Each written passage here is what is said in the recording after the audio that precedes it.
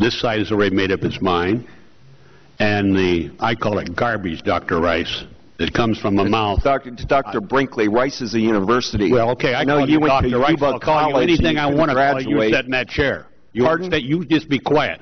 Well, you why? be quiet. You don't own me. I pay your salary. I can tell you right now. The gentleman will suspend, and I'll remind members, and I'll remind I work witnesses. for the private sector. You work for the. Mr. Brinkley, you are invited here to testimony, and we look forward to your testimony. You got the time to say what was on your time within the time constraints. And call me Mr. Rice. I needed to correct the record. Mr. Brinkley. Okay.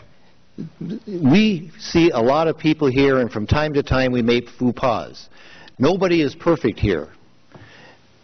But to interrupt breaks the comedy of what we're trying. We're going to have disagreements here. You've already seen that. He called me we try to do that. We try to do that in a way that is civil. In the word Mr. Rice. Mr. Brinkley, you would do that if somebody said that to your name too. Mr. Brinkley, I've been called a lot of things in my time. I wouldn't call you that. You're a good congressman. Mr. Brinkley, do you want to continue sitting at this panel? Yes. Okay, then please follow the rules. Okay. What I'm suggesting, Mr. Brinkley. Thank you. You say you've been up there. You camped one time. Yes. How many people were that ever visited the Arctic Wildlife Range last year? Not many. Not many. So we have sort of an elitist group we're going up there. An elitist group. Oh. Now, I have been all over that area. I know you have. And I know what I'm talking about. The Arctic Plain is really nothing. You say it's not the heart. It is not the heart. It is not the heart. It is part of the most deficit part of the area. And what hurts me the most is you sit there in the Rice University. When the people support drilling for their good and for the good of this nation, as a college professor in an ivory tower, you can go up there and camp and spend your time, and I hope you spend a lot of money. But the reality is this area should be drilled. I've been fighting this battle for 39 years. It was set aside for drilling, not by the oil companies, but by Scoop Jackson, by Ted Stevens, by the administration, because they knew the potential was there. And we did put the safeguards in there that Congress have to vote on it. Now, you can go all the pontificate you want. That refuge is 19 million acres. 19 million acres. We're talking about less than 3,000 acres.